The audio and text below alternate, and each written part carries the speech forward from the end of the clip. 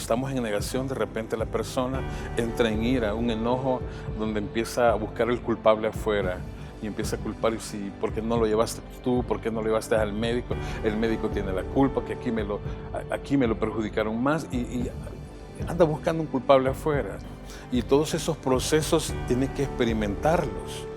Ahora, cuando ya llega a la etapa de la tristeza, y ahí es donde ya el ciclo, uno dice, aquí acomodo mis emociones, y algunas veces no se pueden acomodar las emociones porque tengo sentimiento de culpa, que después se vuelve una culpa bastante intensa, y yo empiezo a cargar con remordimientos. Ya son emociones un poco más complejas, y para poder trabajar esas emociones que están ahí es importante de alguna manera hacer los rituales. Para mí los rituales son bases para poder liberar esas emociones. Y déjeme decirle que terapéuticamente hablando, el llorar es terapéutico. No le diga a su familiar que no llore y no se preocupe cuando lo vea llorando, porque es terapéutico.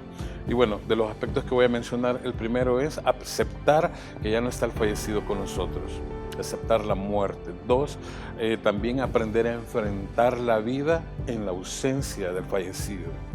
Y además, debo de aprender a hacer un ritual en el silencio. ¿Y cuál es el ritual que debo de aprender? Debo de honrarlo en mi memoria. Es decir, que voy a transformar ese duelo en una energía que se le llama consuelo interno. Y cuando yo logro transformarlo, entonces yo digo, te honro porque me enseñaste tantas cosas, me enseñaste a enfrentar la vida, me enseñaste a ser un buen ser humano, me diste los valores, los principios, y te voy a honrar siempre. Es decir, que el fallecido entra a ser parte de mi vivencia, de mi actuar.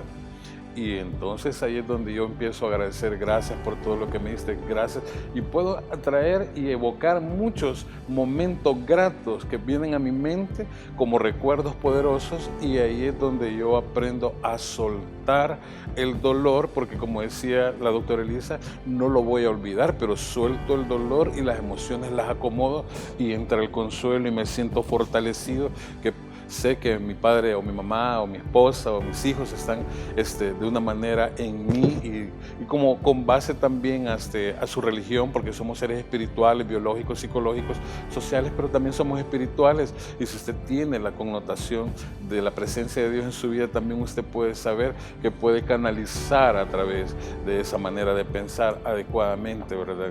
Con Dios de la mano con usted. Y así también puede liberarse y llevar esa emoción a un nivel superior de espiritualidad. Sí, y alguna vez también un familiar se puede sentir ofendido, puchica, como que si no hemos perdido a nuestro Exacto. hijo. Y yo te veo a vos como muy feliz, pero déjenme decirles que no todos asimilamos el duelo de la misma manera.